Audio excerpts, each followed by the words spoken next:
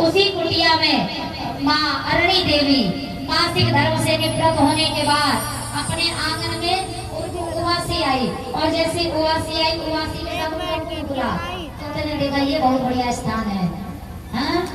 पतिव्रता स्त्री है, और पतिव्रता स्त्री के सामने कितनी भी बड़ी शक्ति हो, सारी शक्तियाँ झुक जाती हैं। इसलिए गया और उनके द्वारा उधर में प्रवेश कर गया।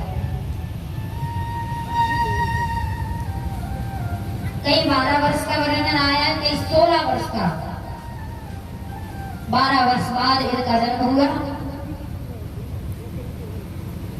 जिस मातृ गर्भ को लोग नर्क कहते हैं ना, नर्क, माता के गर्भ में इस जीव को जितनी पीड़ा होती है ना, उतनी न भूत न भविष्य कभी नहीं होती।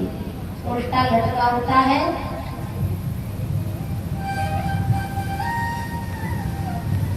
दिन रात भगवान का चिंतन करता है। ये है गौरव। देखा गौरव क्या बोला था? कैसा गया? कंकड़ पत्थर। हाथ जाने लगे, कुछ भी नहीं लगा हाथ।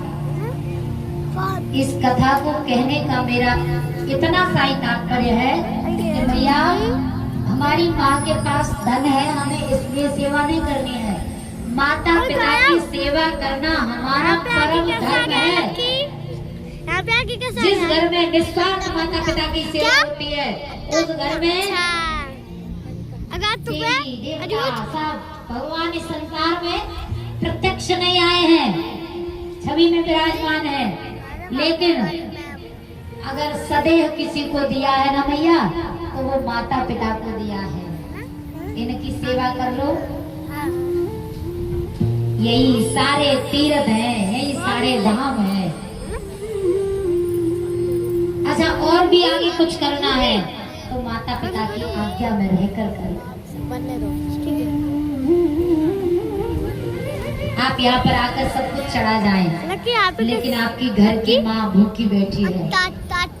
आप यहाँ पर आकर चुनरी लहंगा सब कुछ भेंट कर जाए, और आपकी घर की माँ बस 200 रुपए की साड़ी आप ले जाकर दे देते हैं ना, माँ से पीठ पर हाथ फेरती है। माँ को मिला सुकून। वो माँ को जब शांति मिलती है ना, माँ दुआ देती है। वो दुआ पूरे संसार में बच्चे को कहीं झुकने नहीं देती है। बड़े से बड़ी कठिनाई आ जाए, उससे भी पार ले जाती है। इसलिए बच्चों को ये नियम जरूर पकड़ लेना चाहिए। कुछ हो पाए ना हो पाए, माता पिता दुखी न रहे। जिस घर में निस्वार्थ माता पिता की सेवा होती है, उस घर में परम धर्म होता है। जिस घर में भगवान की निस्वार्थ सेवा होती है, उस घर में परम धर्म। चारों बेटों का विवाह हुआ, और विवाह होने के बाद एक दिन विचार किया क्या करूंगी। अब तो अगर बस गया है, अब क्या करना, बहुएं आ गई, अब बहुएं अपना अपना करेंगी, खाएंगी। उसके लिए जो हाथ में, सास के हाथ में चाबी थी, चाबी को दे देते हो। अब तुम्हें चारों घर को संभालना, अब हमारी जिम्मेदारी नहीं है, अब तुम सबकी जिम्मेदारी है। मैया गजब है वो। अगले दिन सवेरे के 11 बज गए, चाय नहीं आई। वो चाबी से चाय मिल रही थी, वो भी चली गई।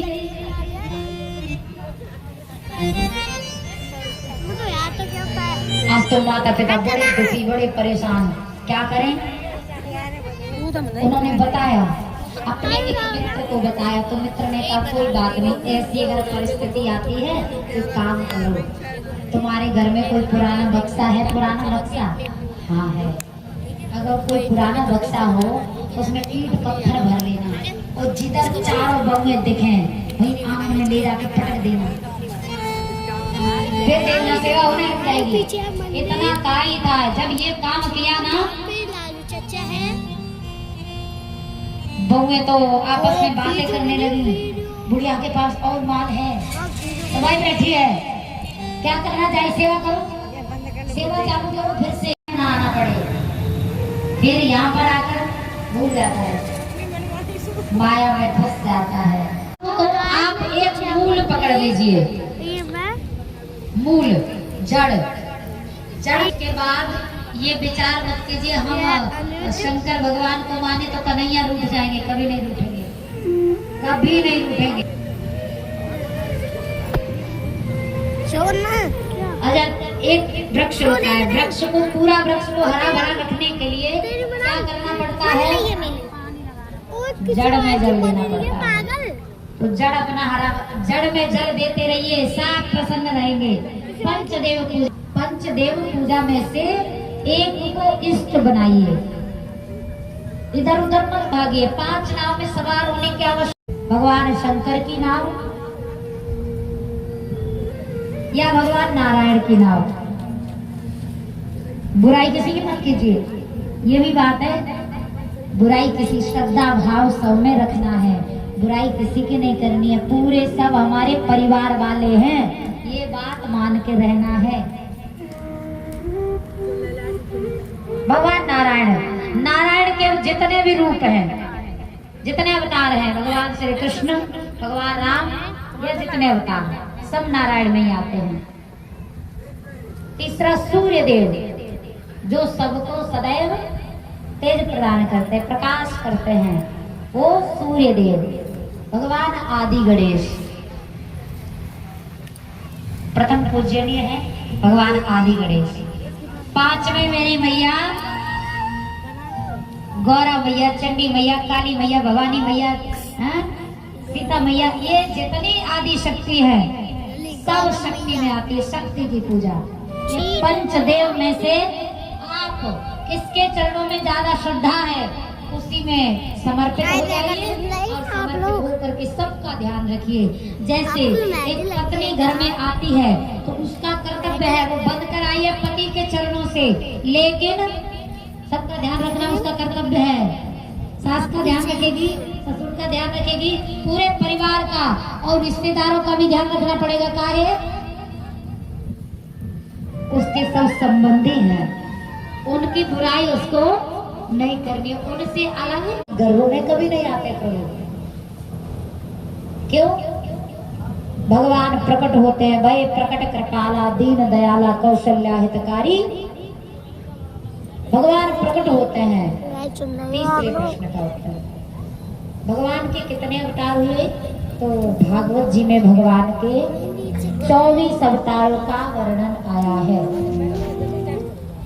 भगवान के 23 अवतार हो चुके हैं और 24वां अवतार होगा। भगवान 64 कलाओं से अवतार लेंगे, कल की अवतार। 5वां प्रश्न, वक्ता कैसा होना चाहिए? तो मुझे लगता है गोस्वामी तुलसीदास जी महाराज जैसा वक्ता होना चाहिए, ये भी समझ में आ जाए।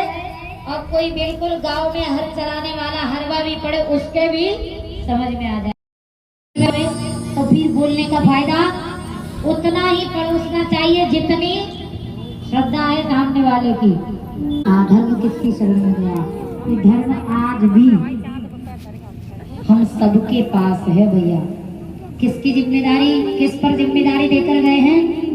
हम सब पर छोड़ कर गए हैं। धर्म का मार्ग चुन करके कोई अधर्म करे, धर्म की आड़ में अनर्थ हुए बिना नहीं रह सकता भैया, अनर्थ हो जाएगा। इसलिए धर्म हम सबके ही पास है, हम सब पर, हम सबको धर्म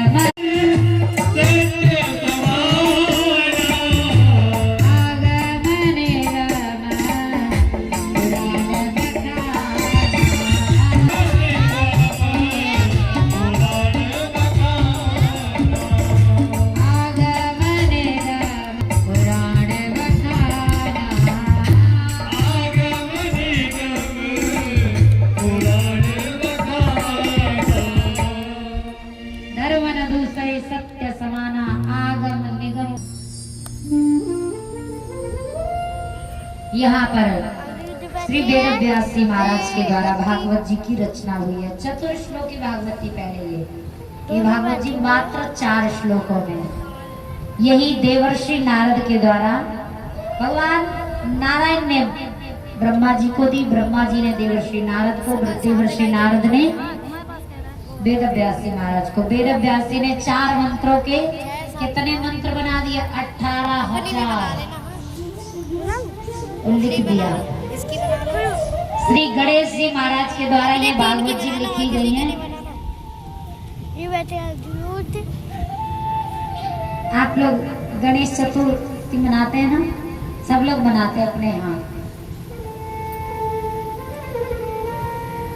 जब वेद व्यासी ने आज्ञा कही कि तुमको भागवत जी निरंतर लिखनी है, लिखते लिखते ना मैया इनके हृदय में, गणेश जी महाराज को लगा मेरे हृदय में ज्वाला प्रकट हो गई है, अग्नि प्रकट हो गई है।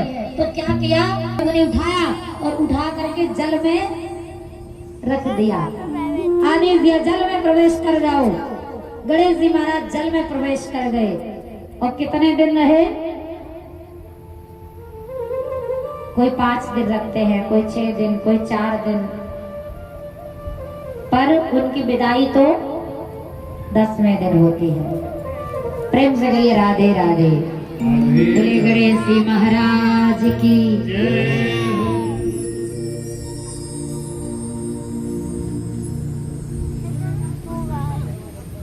इस प्रकार से वेद व्यासी महाराज विचार किए, मेरा पुत्र वही इसका सबसे प्रथम अधिकारी है। परीक्षा लेने के लिए महाराज जनक के पास भेजा। कहा जाओ जाकर पहले वेदांत सीख। यहाँ काम और क्रोध, जिससे राजा परीक्षित को श्राप लगा, तो श्राप लगने पर वन से चलकर आए और आ करके राजा परीक्षित के कष्ट को दूर किया। राजा परीक्षित को भागवत जी की कथा सुनाई और 7वें दिन परीक्षित को मुक्ति मिली। सौनक जी उठकर खड़े हो गए और कहा, भगवान ये परीक्षित कौन थे? और राजा परीक्षित ने ऐसा कौन सा अपराध कर दिया जो इनको इतना बड़ा श्राप लगा, 7वें दिन मरने का? ऐसा क्या अपराध कर दिया?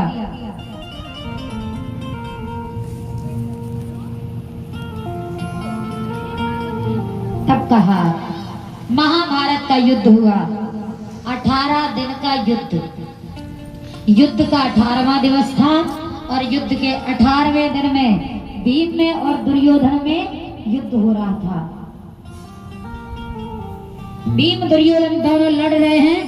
तब तक ठाकुर जी ने इशारा किया, भीम गदा मारते हैं, दुर्योधन के कोई असर नहीं होता है। क्यों? उसका जो शरीर था पूरा शरीर वज्र का हो गया था, वज्र जैसा, लोहे के समान कठोर, उसकी मां के कारण। मां गांधारी ने पूछा, पुत्र तुम्हारे भाई सब कुशल हैं? का मां तेरा एक ही पुत्र अर्थात मैं बचा हूँ। का पुत्र सुबह 4 बजे मेरे सामने निर्वस्त्र होकर आ जाना, ऐसा बना दूंगी तुझे संसार में कोई मार नहीं सकता। हा?